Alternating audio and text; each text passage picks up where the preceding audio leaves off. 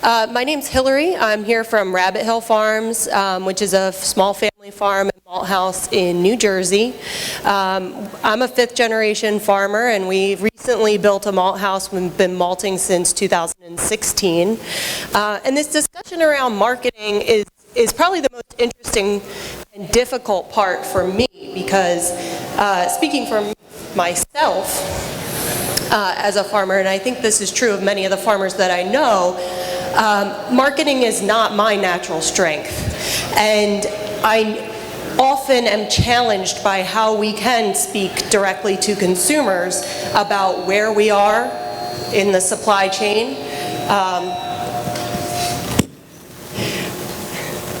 And acknowledge everybody through the supply chain, because JC brought it up, farmers do care about where their products end up at the end of the day, and they like to be able to eat and drink the things that they grew the prior year. So there's a feeling of pride there, and I think that being able to acknowledge everybody in the supply chain and find a way to inform consumers about how they are supporting agriculture and brewers and maltsters and millers local to them is really key. So with that said, do the people who just spoke want to come back up for question and answer?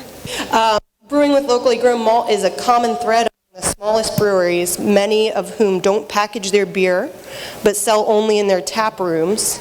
How does this type of brewery that is loyal to local best tell their story without the marketing real estate of a label on a can?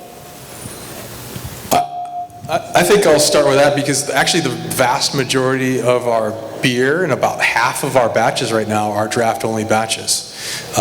We have the fortune of selling the vast majority of our beer directly to customers, and on a batch basis, it is in a glass served by somebody at a Trillium location.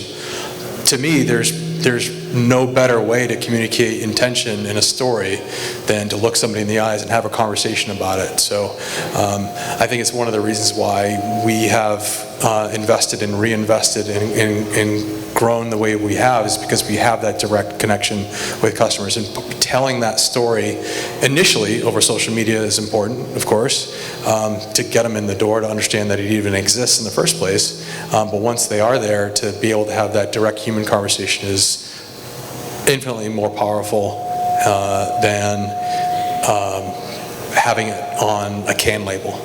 I think people kind of don't even really read can labels anymore, or to the degree that I think we think they might. So I think, like I said, a direct conversation is that much more impactful. Something very simple and tactical, just put on your beer menu. We do that, for example, with our Pilsner, say with 100% grain within 200 miles of our location. You could also do events that bring some awareness. So we've done malt tasting, sensory, when had Andrea come up. So there's certain things that you can do like that. Barry, do you have anything to add? No. Do you think that it could get repetitive if everybody is just saying there's local grain in this beer or in this bread? Like, is that marketing message going to get too repetitive? Yes, that was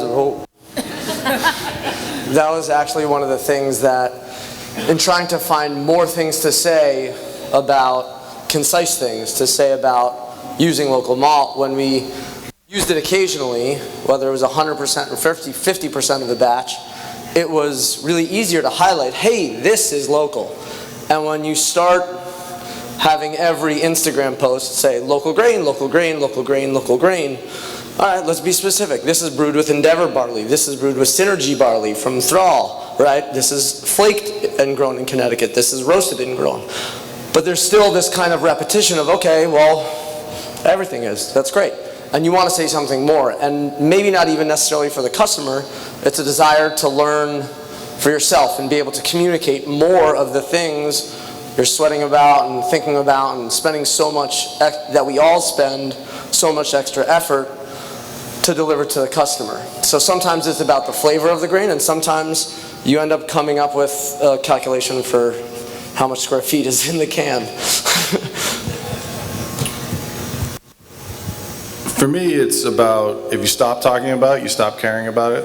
So, you know, whether or not it loses meaning, I think depends on...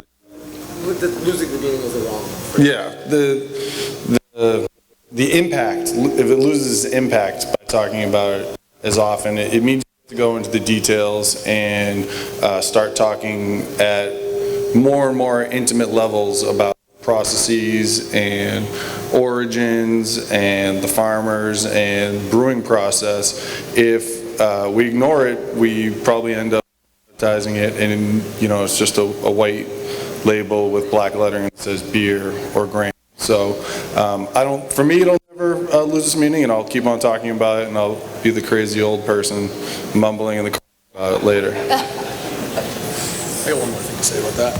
Yeah, I think, and I actually put this question in, so it's a little bit of a loaded situation. So just like I said in my presentation, there's 1,000 moments of beauty that there's almost an endless supply of these kinds of stories, whether it's a human story, a process story, a flavor story, or all together, or a cultural story. It's going to be hard for us to run out of stories to tell. I think we just need to be cognizant to say, I know that we all know what the use of local grain is, what it means to each of us. I'm fairly certain that most people do not. So it's our job to think about a way to talk about the stories that it sounds like we're being repetitive, but if you're a good storyteller, you're going to find a ton of different ways to be able to communicate. So it's going to be difficult to become repetitive if you're really methodical in your approach. I think the one other thing that gets really tricky with the actual word local as the advertisement, not like saying Massachusetts, is specificity. And anybody can say local, and if they have a definition for it, they're free to use it. There's no local police. And it doesn't help us to say, no, you're not, because then you're just fighting on better. It's not inclusive, right? So if you can be more specific about what the local means to you, how you're using it, what you're using, who you're getting it from, whatever it might be, to kind of facilitate that, yeah, I use it and I know what I'm doing and this is intentional and there's a lot more behind it than just the word local is, I think, part of the point as well. So I think this is a question that a lot of people have, but for breweries that have not been using local grains, and want to make a shift to start using local grains, but that might have to have an impact on the cost of their end good. How do you approach that? If you have to change the price on a product that's using local grain, or change the price on all of your products when it's something that now might taste or look different than it did before?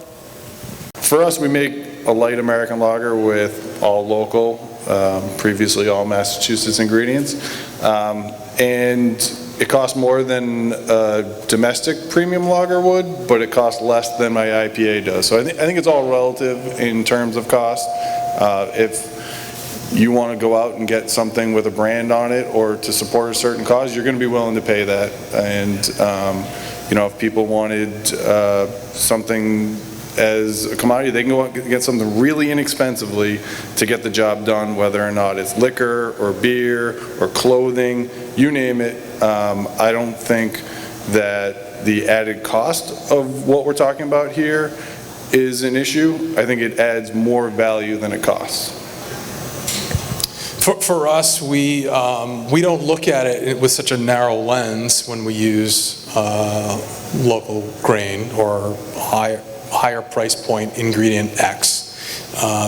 We take a broader view. I think that there are realities around price sensitivities for perception of value for certain products, as a rule for all customer products or experiences. So if we applied a hard algorithm to price our beer, then the pricing would actually look pretty ridiculous on our menu as well. Why does this beer cost 17 times as much as this other one? So the short version is we kind of fold the pricing in and kind of, if you want to say dollar cost average price of all raw ingredient, and the choice to use local grain is part of our overall decision in what we're doing collectively. So it's easy and very kind of, particularly in early days, you scrutinize where every little penny is going, and like comparatively, this costs this percentage more than the other option. It might be scary to look at it that way, but if you zoom out a little bit, as Ben said, it's not such a big hill to climb in the overall context of everything that you're spending money on as a business owner. So the context is important, and we generally find that we're able to stick to a pretty tight range with what the pricing tolerance would be for a given beer that we make within a given category. All right, as a kind of a last question, so we can kind of try and get back on schedule, do you guys want to share what you think you've had your most successful local ingredient project has been? Back to the last question really quickly, because we started with a vision to try and get as much as we can, as humanly possible, within a certain local radius. And I think, so the price is the price is the price, right? But what we didn't talk about here is how our values and our mission have created very loyal customers that want to support us. So